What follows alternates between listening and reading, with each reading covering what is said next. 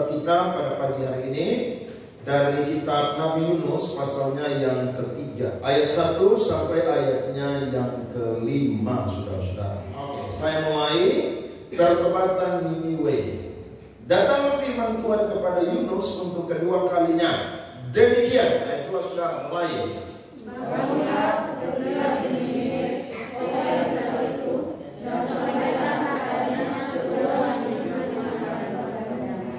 Bersiaplah Yunus lalu pergi ke Niniwe sesuai dengan firman Allah. Niniwe adalah sebuah kota yang mengagumkan besarnya, 3 hari perjalanan luasnya.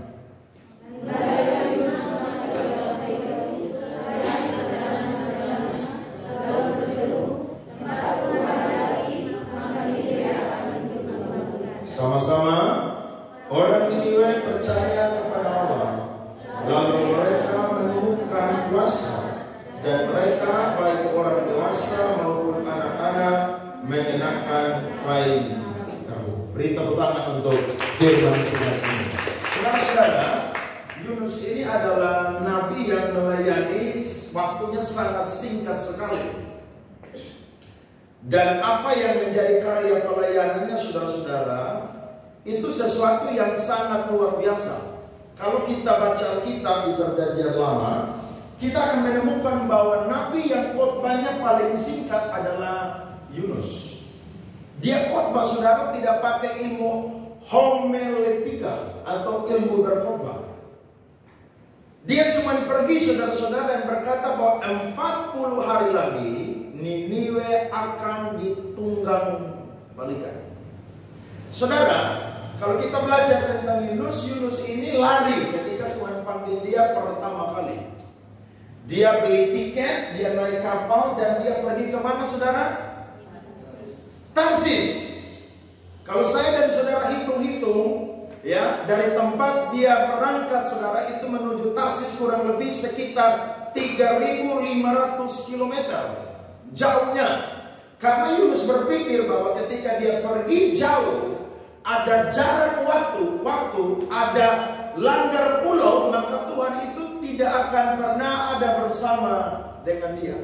Yunus lupa bahwa Tuhan itu adalah Allah pencipta, sehingga dimanapun manusia berada, di situ pasti Tuhan itu ada. Sehingga dia lari, saudara-saudara, dan akhirnya Alkitab berkata Tuhan kirim badai angin yang besar dan membuat orang-orang yang ada di kapal yang Yunus itu tumpangi mengalami sial, saudara-saudara. Mereka lempar semua mereka punya barang-barang dan akhirnya mereka cari gara-gara siapa sehingga orang ini atau kita mendapatkan musibah yang sedemikian rupa. Akhirnya mereka buang undi dan undi itu jatuh kepada Yunus.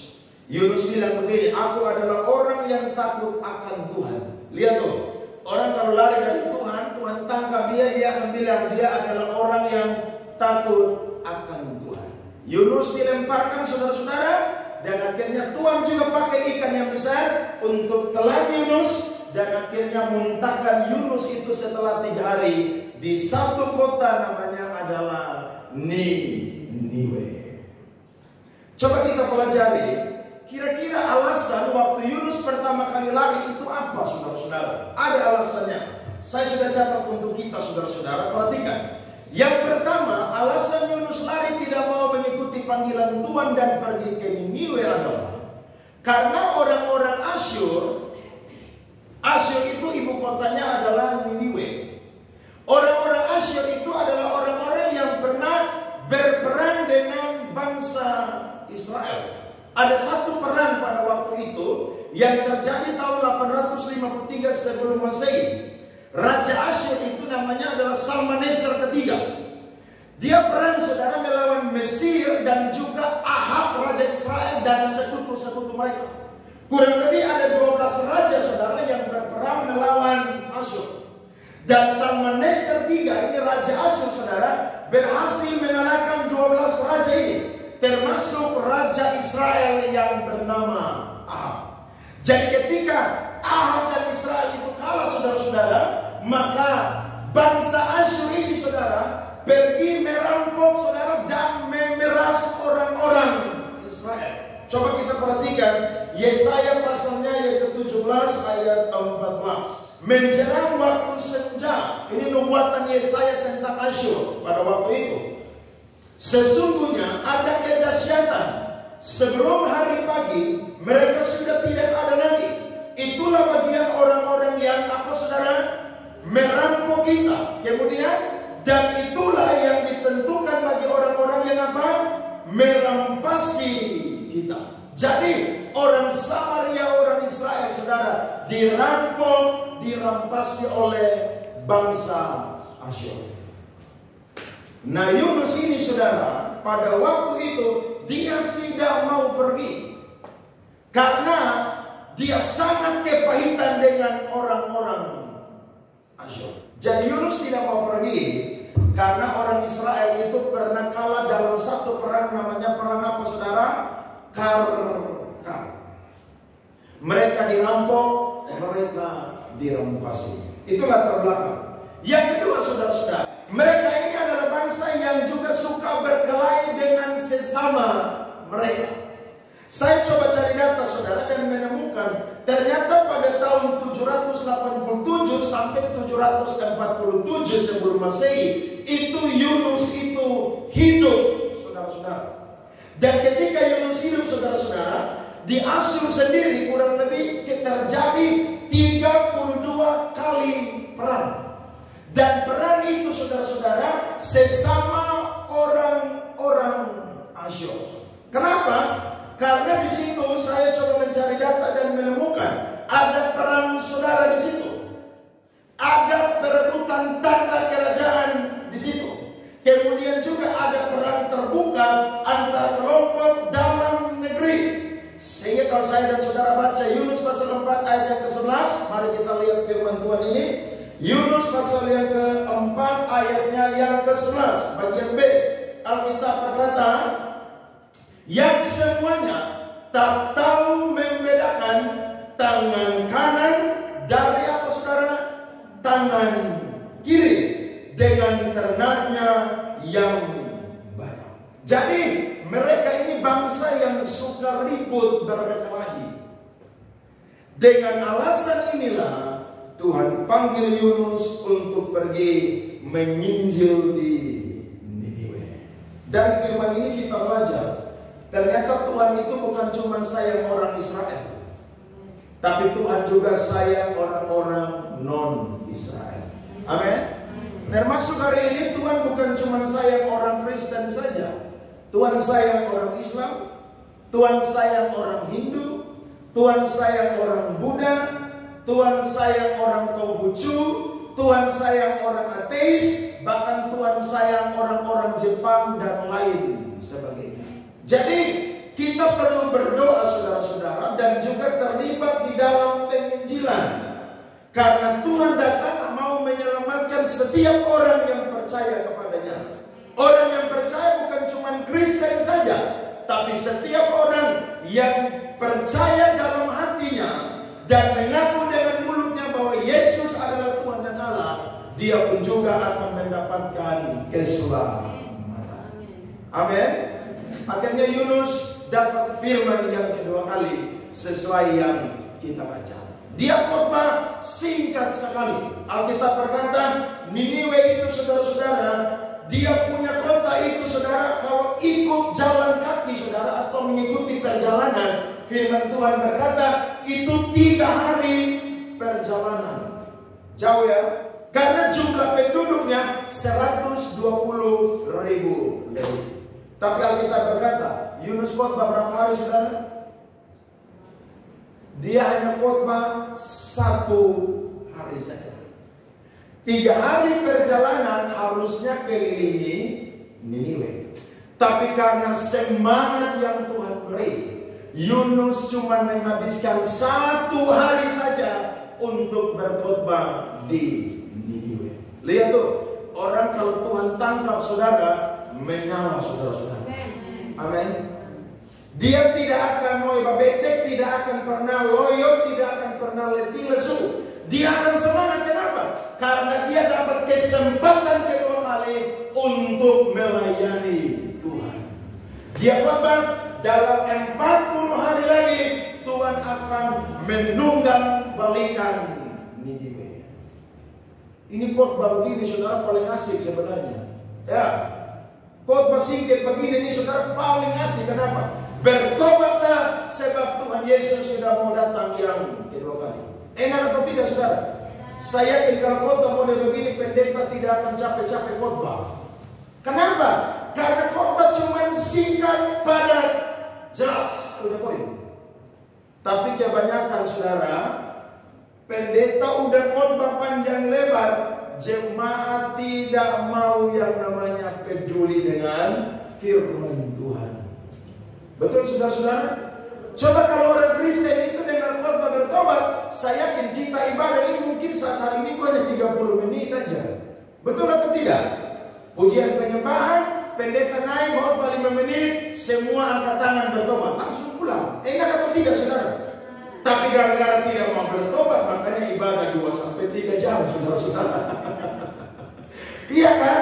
Harusnya orang bertobat supaya ibadah juga singkat, padat dan jelas. Pendeta khotbah sampai urat saudara, bengkak saudara, sampai suara habis. Tapi jemaat yang hadir juga tidak mau pusing. Yunus khotbah singkat, padat, jelas. Ternyata waktu Yunus berkhotbah dengan singkat, padat, dan jelas, Alkitab berkata, orang-orang Niniwe percaya kepada Allah ketika mereka dengar khotbahnya Yunus. Berarti mereka orang jahat, mereka orang yang tidak mau bertobat. Tapi ketika dengar pesan Injil saudara-saudara, mereka langsung apa saudara? Buka hati, tidak keraskan hati, langsung percaya kepada Allah. Lihat tuh, berarti khotbah itu saudara-saudara jangan dianggap remeh. Ketika pendeta khotbah, saya dan saudara harus dengar baik-baik dan juga respon apa yang disampaikan oleh pendeta. Karena ketika kita dengar firman dan kita respon, saya percaya akan terjadi hal-hal perubahan yang dahsyat dan luar biasa di dalam kehidupan kita. Saya catat 3 hal. Kenapa orang-orang Niniwe itu saudara tidak mengeraskan hati mereka, tapi mereka langsung percaya kepada Allah yang diberitakan oleh Yunus. Yang pertama saudara, karena orang Niniwe percaya bahwa Yunus adalah nabi utusan Tuhan dan khotbah Yunus adalah firman Tuhan. Orang Niniwe menyembah dewa saudara yang berkuasa di lautan.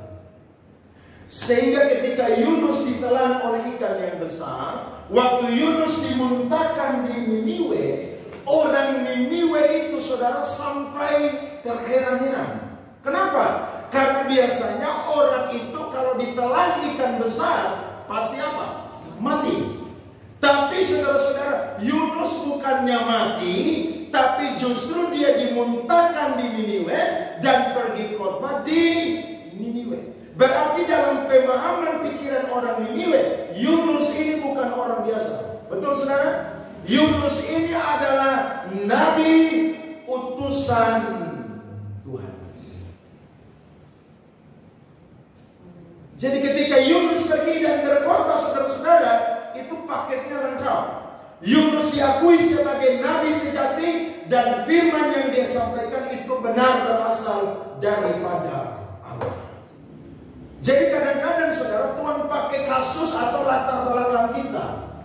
Jadi jangan pernah menyesali kalau saya dan saudara dulu pernah jadi orang jahat. Jangan pernah. Paulus bilang begini, aku ini orang yang sejak dari kandungan ibuku Tuhan telah pilih untuk menjadi hamba-Nya. Tapi sebelum Paulus itu jadi hamba Tuhan, apakah Paulus orang yang baik? Tidak, dia orang yang jahat. Tuhan bisa pakai latar belakang kita. Jadi contohnya dulu saudara orang yang jahat, nanti ketika saudara bertobat, saudara bisa ajak saudara punya teman-teman yang jahat itu untuk cari Tuhan. Itu bisa. Bahkan saudara mungkin orang yang berpengaruh sebelum bertobat, waktu saudara bertobat, Tuhan bisa pakai pengaruh saudara untuk menarik banyak orang datang kepada Tuhan. Tuhan bisa pakai. Kenapa? Karena latar belakang kita itu bukan sesuatu yang kebetulan, tapi itu adalah cara Allah. Satu ketika kita dipanggil Tuhan, itu bisa menjadi alat untuk bisa menginjil banyak orang. Yunus sampai mereka tidak bantah-bantahan, karena bagi mereka yang datang ini bukan orang biasa. Yang datang dan yang menyampaikan firman Allah ini adalah benar-benar nabi yang sejati. Mereka langsung percaya. Mereka tidak keraskan hati, tapi Alkitab berkata, saudara-saudara, dari ayat 6 sampai ayatnya yang ke-8. Di situ dari raja sampai kepada semua binatang, saudara, puasa. Kenapa mereka puasa?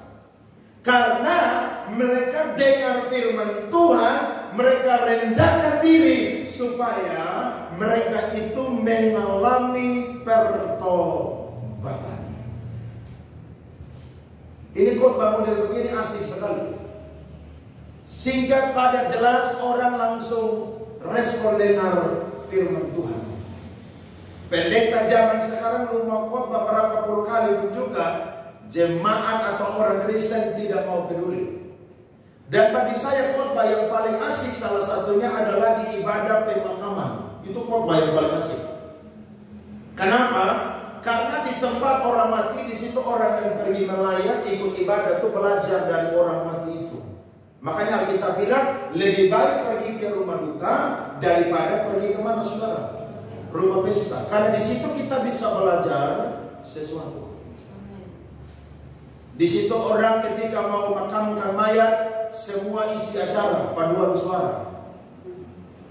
Itu bisa 20 vokal group, saudara. Makanya kalau ikut ibadah pemakaman di NTT, makan nasi harus 2 piring, saudara. Kalau tidak, saudara akan lapar. Kenapa? Karena orang yang tidak pernah menyanyi di gereja, dia akan menyanyi di situ. Bahkan lagu favorit itu, hidup ini adalah kesempatan. Wah, itu semua orang terharu ya. Apalagi kalau yang suara bagus-bagus tidak pernah menyanyi di gereja, yang suka karaoke saja, itu mereka akan pecah suara. Bagi suara 1, 2, 3, 4, 5, 6, saudara, itu orang bilang luar biasa. Tapi nanti mayat sehabis kubur, saudara, mete-mete. Nah itu dong foy ulang di situ. Itu ada BG bola guling di situ, ya kan? Ada cekem mabok di situ, semua ada di situ tuh. Padahal waktu kubur orang mati nyanyi, hidup ini adalah apa? Kesempatan. Ini orang model begini, keraskan hati. Padahal Tuhan ini bisa pakai segala cara untuk tegur orang berdosa, saudara. Tuhan bisa pakai segala cara. Termasuk bukan lewat diri kita, tapi lewat cara-cara yang lain juga orang bisa bertobat. Alkitab berkata, betapa indahnya kedatangan orang yang datang membawa kabar baik. Seorang hamba Tuhan kalau diutus, saudara, ketika orang buka hati di situ akan terjadi banyak perkara-perkara ajaib. Amin. Orang Niniwe beda dengan orang Nazaret. Waktu Yesus ada di Nazaret, saudara, dia mengajar, saudara. Ternyata orang-orang lihat dia. Dia mengajar luar biasa. Tapi dia ini kan anak tukang kayu. Saudara-saudaranya bersama dengan kita. Alkitab berkata, Yesus tidak banyak bikin mujizat di Nazaret. Kenapa? Karena mereka melihat kemanusiaan daripada Yesus, tanpa mereka lihat bahwa Yesus pun juga adalah utusan Allah. Dia pun juga adalah Mesias. Saya mau berkata, di mana orang terima Injil, di mana orang terima hamba Tuhan, tempat itu akan diberkati oleh Tuhan. Amin, saudara.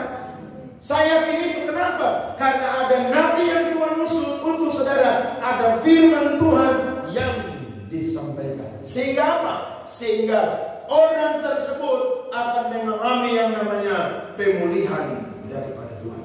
Ada seorang raja Makedonia namanya Alexander Agung atau Alexander the Great. Dia orang yang dalam sejarah sejarah saudara hebat, sampai hari ini terkenal.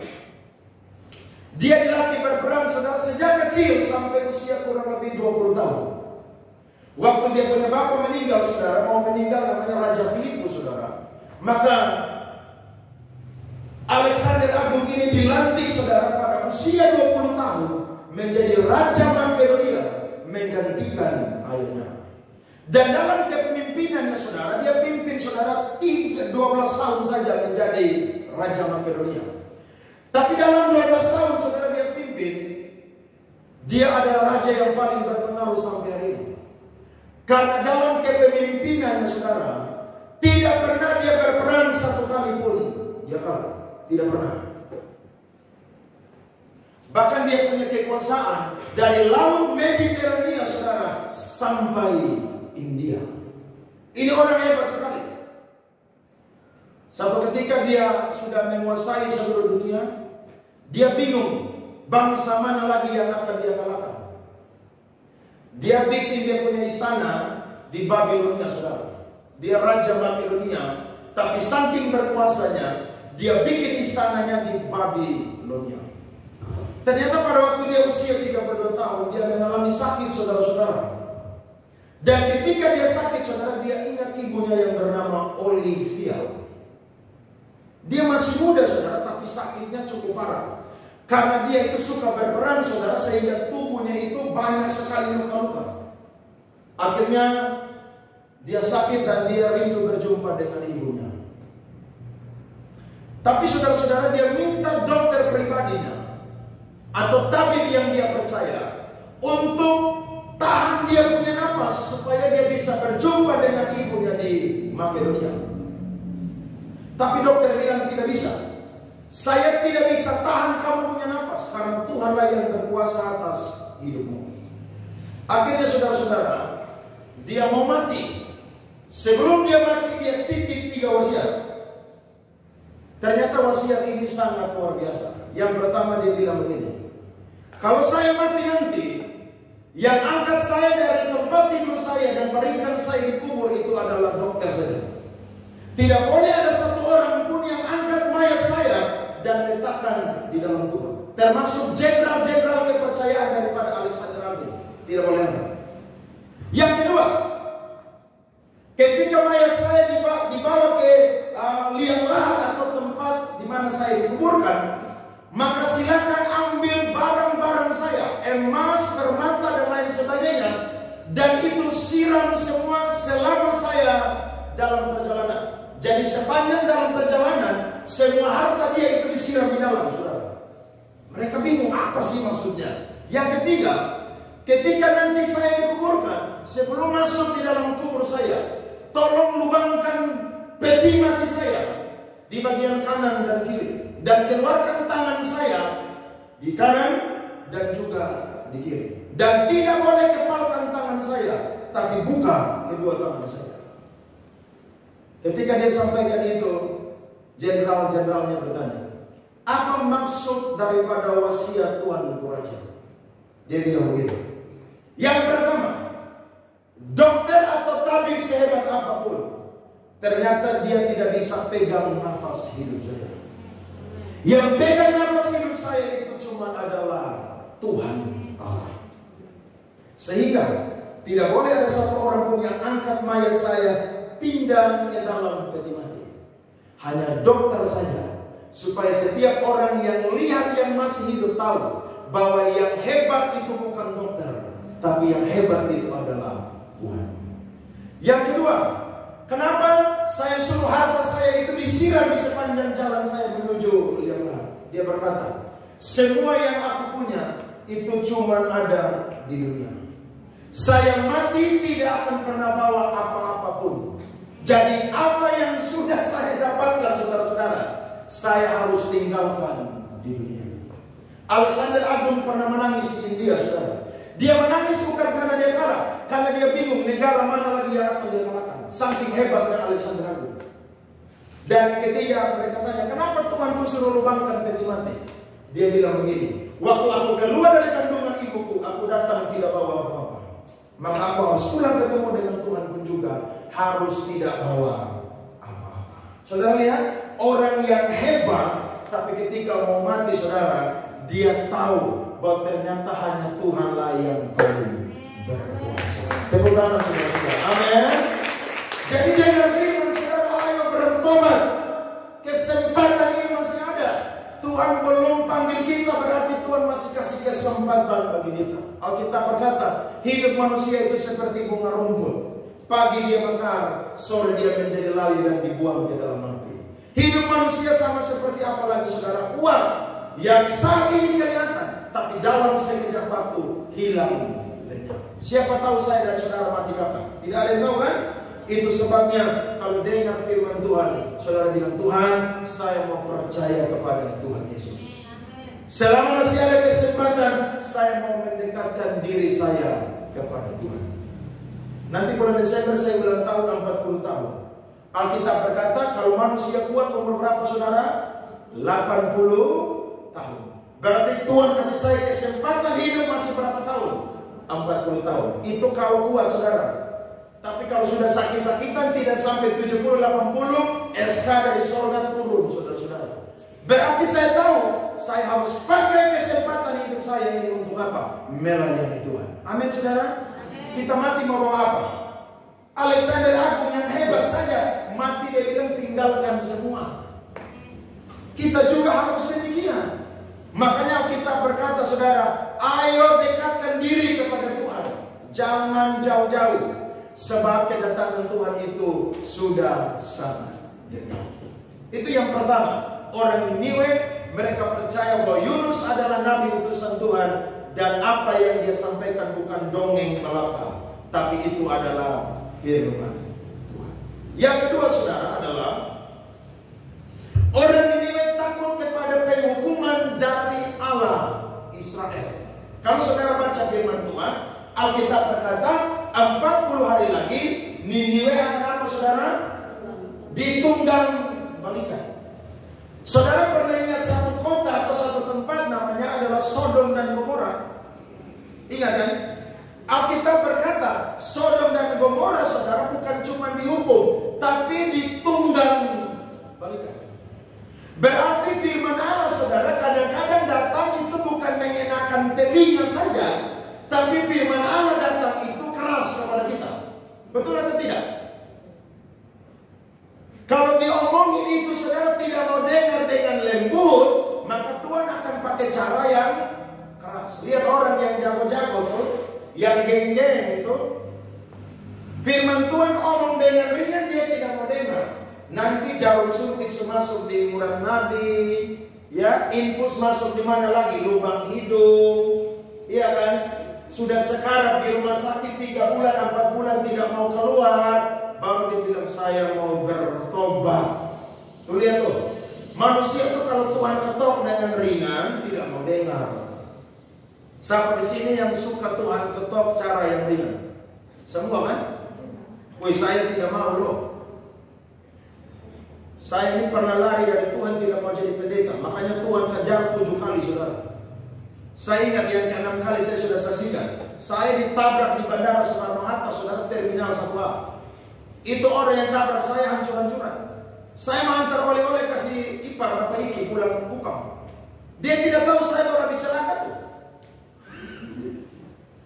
Itu Tuhan jaga saya. Kalau tidak saya sudah mati di jalan tol. Bayangkan jalan tol Jakarta itu tidak pernah sebelok. Tapi saudara tahu waktu saya ditabrak saya jatuh, mobil dan motor hampir 1 menit 2 menit tidak ada yang lewat. Memang Tuhan jaga saya di situ. Saya lihat bilang Tuhan bilang begini, pulang Kupang jadi pendeta. Wih saya bilang Tuhan saya tidak mau. Saya di Jakarta sudah Tuhan saya tidak mau. Saya jadi anak band beda. Tapi akhirnya saudara mau lari, saya mau lari, saudara tidak bisa. Tuhan bilang kamu adalah anak yang terhilang. Lukas 15. Langsung maju altar call pulang jadi pendeta. 7 kali Tuhan kejar tidak mau dengar, Tuhan hantam yang 8 kali lumpuh di tetambah. Nah lebih baik ikut Tuhan sudah saudara, enak. Orang Niniwe saudara dengar firman 40 hari lagi Tuhan akan tunggang balikan. Siapa sih yang tidak takut dengan ancaman Tuhan saudara-saudara? Dokter vonis saya dan saudara 1 bulan saja saudara punya hidup sisa. Takut atau tidak? Wih, takut loh. Ini Tuhan yang langsung bilang 40 hari lagi tidak bertobat, selesai semua. Kenapa? Karena orang Niniwe tahu kalau Tuhan yang tunggal balikan, maka tidak ada satu pun saudara yang sisa. Saya coba lihat saudara, ternyata saudara-saudara, Niniwe ini bertobat atau mereka takut dengan apa yang disampaikan oleh Yunus, karena saudara-saudara, keselamatan yang akan mereka terima itu menghasilkan mereka itu diselamatkan dari materi mereka. Karena kalau sampai Tuhan tunggal balikan itu kota, harta kekayaan mereka akan selesai, akan habis. Bahkan mereka juga saudara bersyukur, hubungan sosial mereka yang rusak saudara, itu mengalami apa? Pemulihan. Karena ketika Yunus khotbah, semua itu bersuara, bilang kepada tetangga mereka, masyarakat mereka, kita harus bertobat, kalau tidak Tuhan akan menolong kita. Bahkan mereka pun juga saudara takut yang namanya mengalami hal-hal yang baik dalam kehidupan mereka. Sehingga ketika Yunus berkhotbah, mereka itu ketakutan. Tapi ada orang Kristen yang ketika pendeta khotbah tentang neraka, dia tidak takut loh. Dia bilang aman, di neraka nanti saya ketemu dengan banyak artis, banyak musisi, ya, banyak orang-orang hebat di sana. Kamu pikir di neraka tuh ada aden-aden di sana? Di neraka tuh bara api di sana. Kupang yang panas 36 derajat aja kamu udah berteriak, apalagi di neraka sana. Dan Alkitab berkata, 2 Petrus, coba saya dan saudara baca firman ini, 2 Petrus 3 ayat 10 sampai 11. Tetapi hari Tuhan akan tiba seperti pencuri. Pada hari itu apa saudara? Langit akan apa? Lenyap dengan gemuruh yang dahsyat, dan unsur-unsur dunia akan hangus dalam apa? Nyala api. Dan bumi dan segala yang ada di atasnya akan apa? Termasuk saudara rumah yang gagal ini itu akan hilang lenyap. Perkiraan dari BMKG tentang gempa itu saudara, jangan ada yang doa tolak atau doa tinggi itu. Saudara nanti jangan terima undangan. Doakan dan hadirlah, doa menolak gempa dan lain sebagainya. Jangan ikut, itu pendeta sesat, ajaran sesat. Karena akhir zaman sebelum Tuhan datang, ada tanda-tanda permulaan yang akan terjadi. Betul saudara? Penyakit sampar, apalagi saudara-saudara, ajaran sesat, apalagi saudara, gempa bumi. Orang kaya sekarang ketakutan. Karena kalau sampai gempa terjadi, rumah yang 2-3 lantai roboh saudara, itu ditendes atau ditimpa oleh itu semen, batako, besi, dan lain sebagainya. Jadi saya dan saudara yang mungkin selama ini semut-semut rumah cuma 1 lantai aja bersyukur. Loh iya dong? Bersyukur atau tidak? Kalau gempa datang yang tendes timpa saya dan saudara, plafon kan paling gipsum, paling apa triplek, betul atau tidak? PVC, betul atau tidak? Coba yang rumah 2-3 lantai, kira-kira apa yang timpa kita? Itu beton yang timpa kita. Makanya saudara tidak boleh semut-semut dengan Tuhan. Amin. Istri-istri yang marah-marah suami, kapan rumah kita 3 lantai? Bertobat sudah pagi ini. Loh iya. Karena kalau gempa datang saudara, semua rata. Nah, Alkitab mencatat ayat 11. Jadi jika segala sesuatu ini akan hancur secara demikian, betapa suci dan salehnya kamu harus apa? Hidup. Makanya orang bilang, lu nih sosok suci saudara. Saudara harus bilang begini, hanya orang suci dan salehlah yang akan masuk surga. Suci dan saleh bukan berarti sudah sempurna. Sebab Alkitab berkata nanti Yesus datang baru kita disempurnakan. Tapi minimal saya dan saudara punya hidup itu ada buah-buah roh. Perubahan. Kadang-kadang orang dengan ini firman saudara tidak mau takut. Bahkan ada yang bilang mati habis. Siapa bilang mati habis? Semua orang akan menghadap tata pengadilan Tuhan. Dihakimi sesuai dengan perbuatan masing-masing.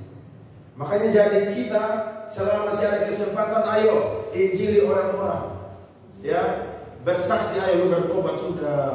Ya, nanti kalau ada yang bilang kamu ini mau jadi pendeta, tidak, saya tidak mau jadi pendeta. Tapi saya ini murid Kristus. Tuhan suruh saya untuk apa? Bersaksi. Bersaksi itu tidak susah, saudara. Ceritakan saudara punya hidup kepada orang-orang apa yang saudara alami ketika Tuhan rubah saya dan saudara punya hidup. Gampang sekali. Amin. Ketemu orang yang masih rokok bilang, kalau kamu tidak bertobat nanti api bakar kamu kembali di neraka. Kalau dia bilang, tidak ada ayat Alkitab yang bilang merokok masuk surga. Saudara bilang, pom bensin saja tidak terima kamu, maka surga juga tidak terima kamu. Loh jelas toh? Yang dicatat aja kamu tidak mau ikuti, apalagi yang tambah lagi. Firman yang 66 kitab aja kamu jarang baca, masa tambah lagi? Ngomong saudara bicara firman, kenapa? Karena saya percaya masih ada kesempatan bagi kita untuk menginjil. Hari ini kalau kita diberi umur panjang usia, bukan makan, minum, cari uang, harta, kekayaan, karir, tidak saudara. Tapi kesempatan bagi kita juga untuk beritakan firman Tuhan. Bilang, kalau kamu tidak bertobat, ingat loh, neraka itu selama-lamanya. Jangan kamu bilang, nanti kaki saya kanan ada di surga, kiri ada di neraka. Siapa yang bilang, bos? Sekali masuk di situ tidak ada perubahan lagi. Selama-lamanya di situ. Orang Niniwe ketika dengar berita penghukuman, mereka langsung percaya. Beda dengan orang Israel ya. Banyak nabi Tuhan utus, tapi tidak mau percaya Yesus sampai hari ini. Tapi saya yakin mereka yang menjadi terkemudian saudara akan diselamatkan oleh Tuhan juga. Jadi kalau kita berdoa hari ini jangan lupakan orang-orang Yahudi ya. Mereka belum percaya Yesus itu adalah Mesias, tapi kita doa terus. Tuhan akan pakai cara supaya mereka itu akan percaya Yesus itu adalah Mesias. Jadi pesan firman Tuhan bukan cuma enak-enak saja, tapi keras juga. Makanya kalau kita khotbah pendeta, jangan cuma suka enakan telinga jemaat saja atau yang dengar firman. Tidak. Kalau Tuhan suruh khotbah keras, maka harus khotbah keras. Kalau Tuhan suruh beritakan firman apa adanya, harus beritakan firman apa adanya. Kadang-kadang memang jemaat kalau tidak dewasa ini gampang tersinggung. Dan kalau pendeta mau ikut maunya jemaat itu susah saudara-saudara. Kita mau ngomong ini juga nanti dia tersinggung. Kita mau ngomong itu juga nanti dia tersinggung. Saudara tidak boleh tersinggung dengan firman. Amin. Harus. Tidak boleh. Oh mungkin firman Tuhan datang ini pagi tidak kebetulan untuk saya. Harusnya begitu.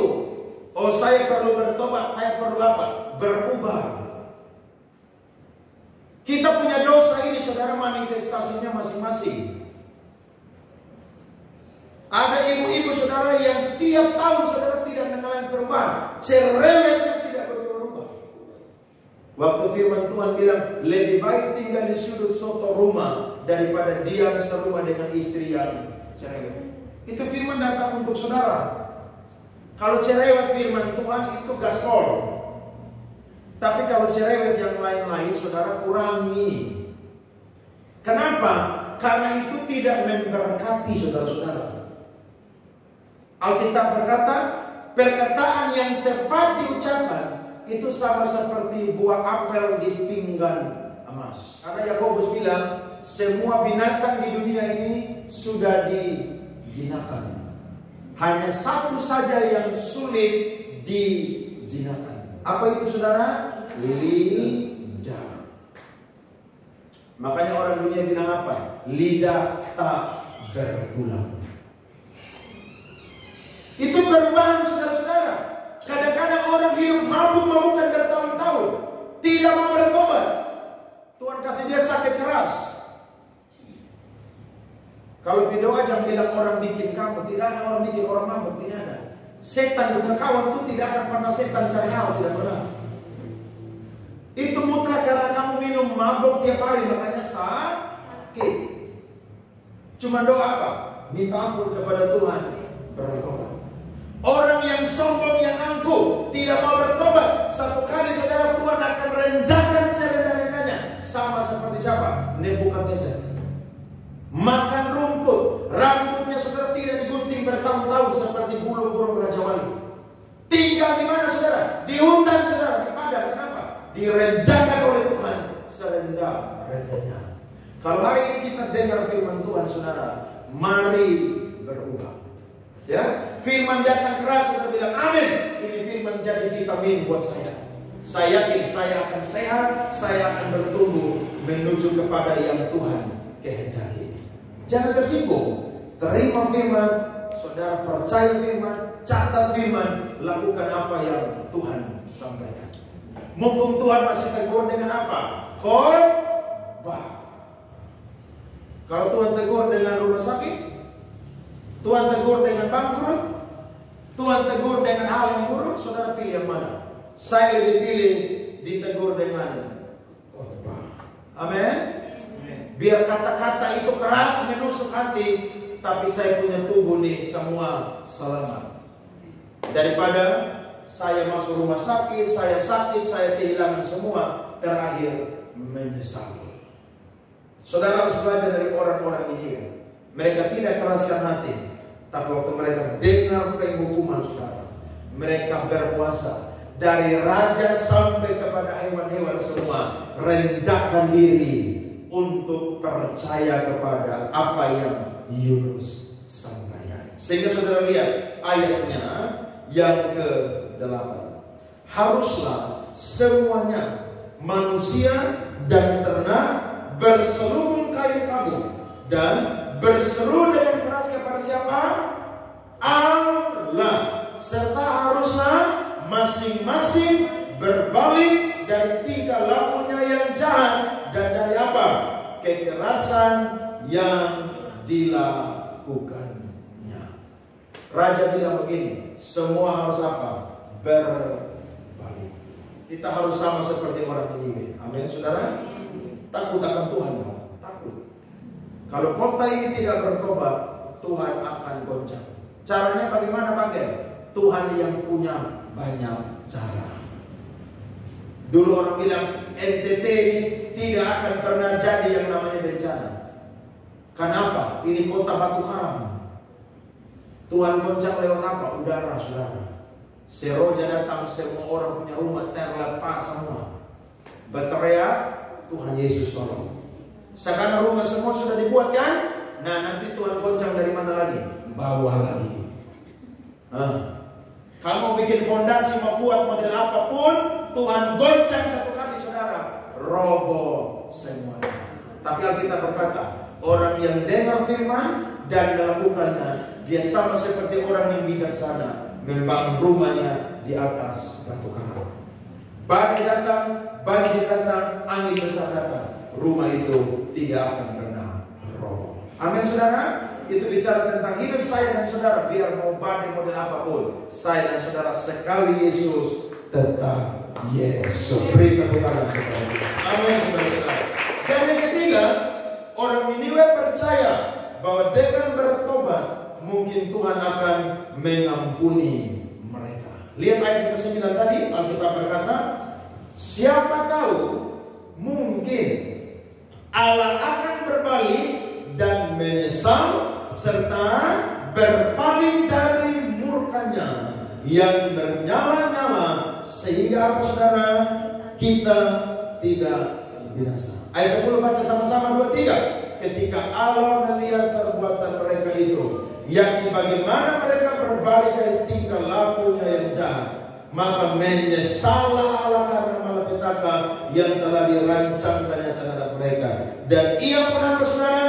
Tidak jadi melakukannya. Kehendak Allah hukuman. Tapi ingat, ketika Allah lihat manusia mau bertobat, kasih Allah itu tidak akan pernah tega menghukum manusia. Tuhan lihat dari raja sampai ternak semua bukan cuma berpuasa loh. Ingat, tujuan puasa itu bukan cuma tahan lapar dan haus makan minum, tidak. Tujuan puasa itu supaya berbalik dari tingkah laku yang jahat. Dan mereka itu saudara melakukan, sehingga saksi Alkitab berkata, waktu Allah lihat orang Niniwe, Allah tidak jadi hukum mereka.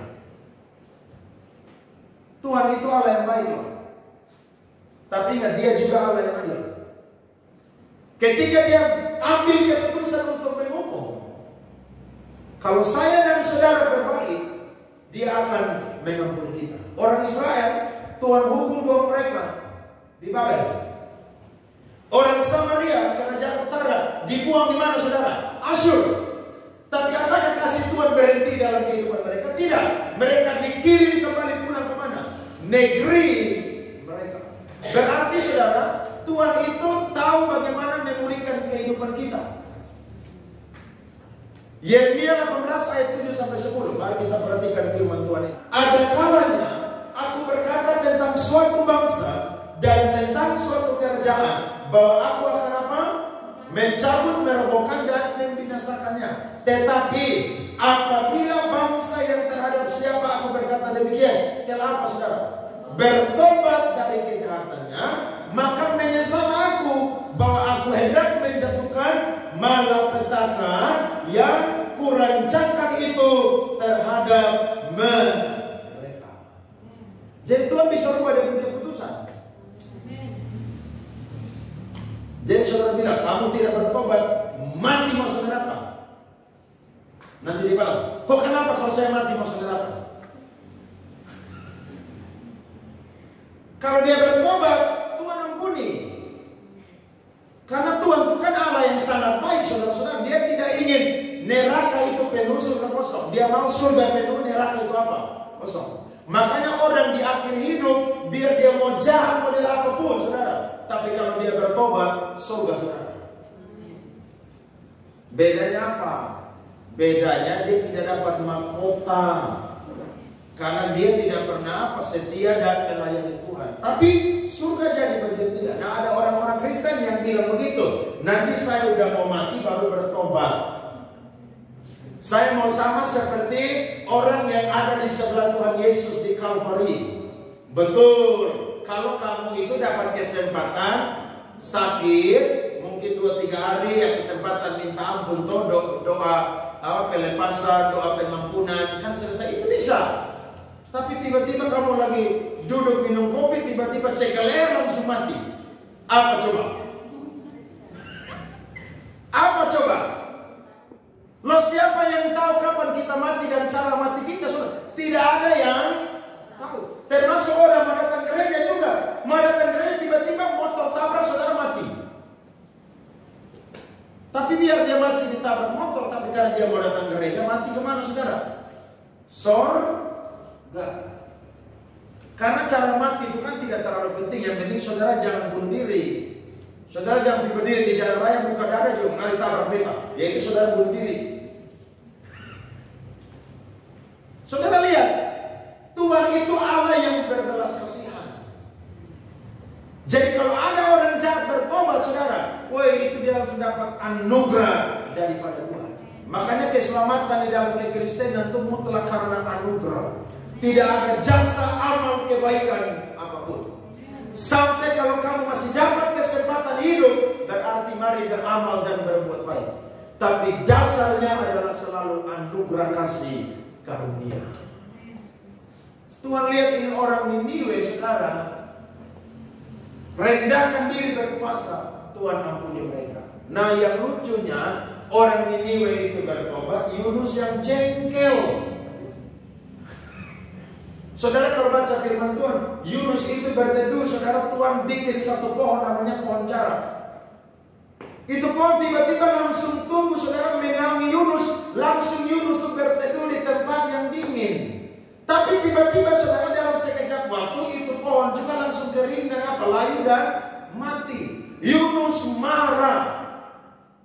Tuhan bilang begini. Mari kita lihat Yunus pasal 4 tadi. Ayatnya yang ke-10. Lalu Allah berfirman, engkau sayang kepada pohon jarak itu, yang untuknya sedikit pun engkau tidak apa?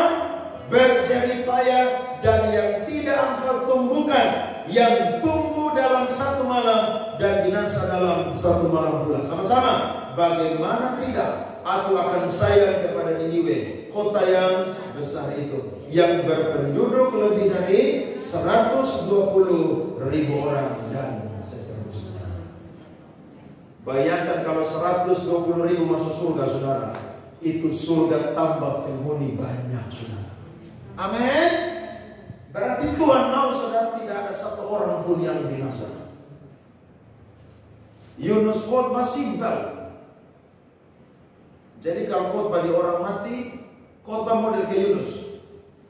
Tidak bertobat, saudara, yang masih hidup semua mati masuk neraka. Tiba-tiba sebelum kubur orang mati ada yang maju altar call. Wih, haleluya itu, saudara. Bertobat bukan di ibadah raya, bertobat di ibadah pemakaman. Itu mantap, saudara. Tuhan tidak ingin satu orang pun binasa. Amin. Termasuk ada keluarga kita yang belum bertobat. Tuhan tidak mau keluarga kita binasa. Tuhan mau bagi kita, nenek kita tuh selamat. Tuhan mau apa? Orang tua kita tuh apa? Selamat. Tuhan mau seisi rumah itu apa, saudara? Selamat. Bahkan Tuhan mau satu kota, satu bangsa itu selamat. Kita banyak berdoa supaya Indonesia mengalami transformasi pemulihan daripada Tuhan. Ya, mau pilkada kita berdoa supaya pemimpin ada di NTT bukan cuma pemimpin yang hanya mau bangun pendidikan, ekonomi dan lain sebagainya, tapi pemimpin juga yang mau bangun kerohanian penduduk Nusa Tenggara Timur. Amin, saudara-saudara. Karena biar engkau mau bangun pendidikan, tapi kalau rohani tidak dibangun, sama aja. Orang tidak akan takut akan Tuhan. Biar dia pintar, tapi dia tidak akan takut akan Tuhan. Tapi kalau dia punya visi bangun kerohanian juga, saya percaya itu lengkap jasmani dan rohani. Kita perlu banyak berdoa. Sebab kita berkata, carilah Tuhan selama ia berkenan ditemui. Orang Niniwe cari Tuhan, kurang lebih selama 40 hari mereka diberikan kesempatan. Dan puji Tuhan, Alkitab berkata, setelah 40 hari Tuhan lihat betul mereka bukan cuma munafik, cuma sengaja, tapi mereka betul mau berbalik dari jalan-jalan mereka. Generasi ini, saudara, diselamatkan oleh Tuhan. Sekalipun setelah itu, saudara, generasi selanjutnya itu berbuat jahat, bahkan menjajah orang-orang Israel. Tapi saudara tahu, generasi yang Yunus sampaikan ini, saudara, semua mereka itu, saudara, mengalami pemulihan, pertobatan dari Tuhan. Tuhan rindu semua kita diselamatkan. Bahkan orang-orang di luar sana, termasuk keluarga kita pun juga diselamatkan. Kalau hari ini kita dengar firman, jangan keraskan hati. Amin. Setia beribadah mumpung masih ada kesempatan beribadah hari Minggu. Setia melayani Tuhan mumpung masih dipercayakan melayani Tuhan. Kapan Tuhan ambil saya dan saudara, itulah waktunya pensiun beribadah dan melayani Tuhan. Tuhan berkati kita semua pagi hari ini.